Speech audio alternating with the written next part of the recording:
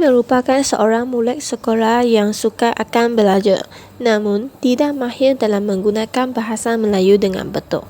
Hal ini kerana dia tidak berminat dalam membaca dan tidak fokus di dalam kelas.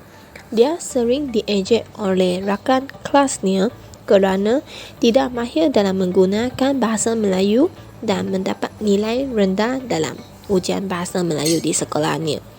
Ali merasakan dirinya tidak hebat seperti kawan-kawannya yang lain. Namun, Cikgu Sakinah tetap memberi semangat kepada Ali untuk berusaha lagi.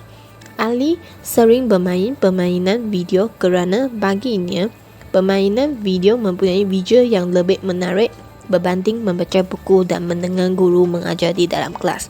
Oleh itu, guru mata pelajaran Bahasa Melayu Ali iaitu Cikgu Sakinah mencari pendekatan untuk meningkatkan kefahaman Ali terhadap mata pelajaran Bahasa Melayu dan membantu Ali meningkatkan kemahiran dalam menguasai Bahasa Melayu. Untuk tugasan kumpulan ini, kami telah memilih Google Site untuk melancarkan My Pintar Melayu dengan membantu murid-murid dalam menguasai kemahiran penggunaan Bahasa Melayu. Mengapa kami memilih Google Site? Kami memilih Google Site ini kerana ia mesra guru serta murid.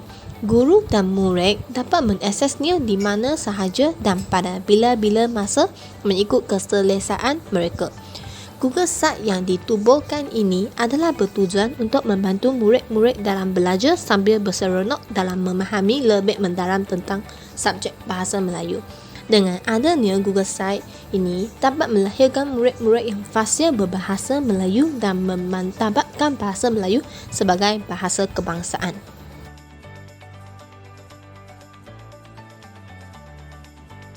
Saya akan menerangkan kaedah penggunaan My Pintar Melayu.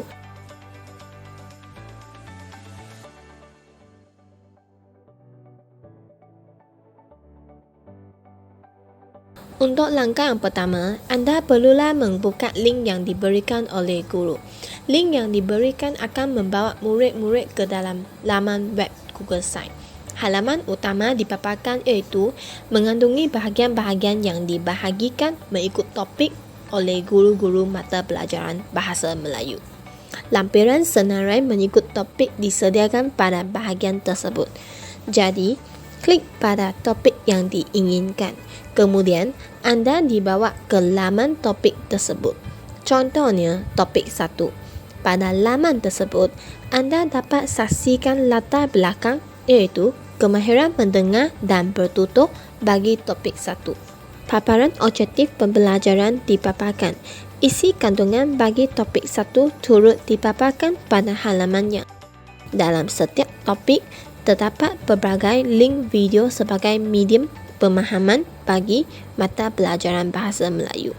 Latihan juga disediakan selepas menonton video pembelajaran.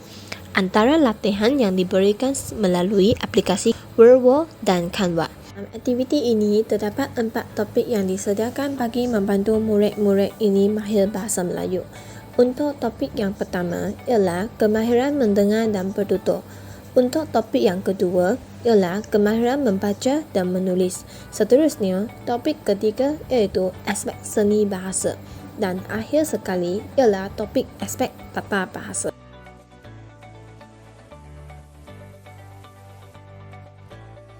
Dalam topik-topik tersebut, murid-murid dapat menguasai dengan lebih mendalam tentang Bahasa Melayu serta dapat mengaplikasi Bahasa Melayu dalam kehidupan seharian.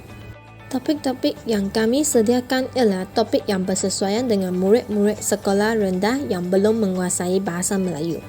Dengan adanya Google Site ini, murid-murid dapat mempelajari Bahasa Melayu di mana-mana sahaja. Hal ini kerana Google Site yang ditubuhkan oleh kami dapat diakses dengan mudah oleh murid-murid tanpa perlu mendaftar dengan lebih mendalam.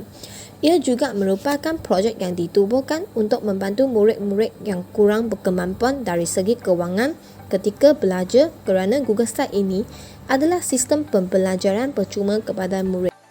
Topik-topik ini merangkumi kemahiran asas mata pelajaran Bahasa Melayu yang dapat melahirkan murid-murid fasih dalam Bahasa Melayu. Tujuan penubuhan My Pintar Melayu adalah untuk membantu murid-murid dalam minat belajar bahasa Melayu.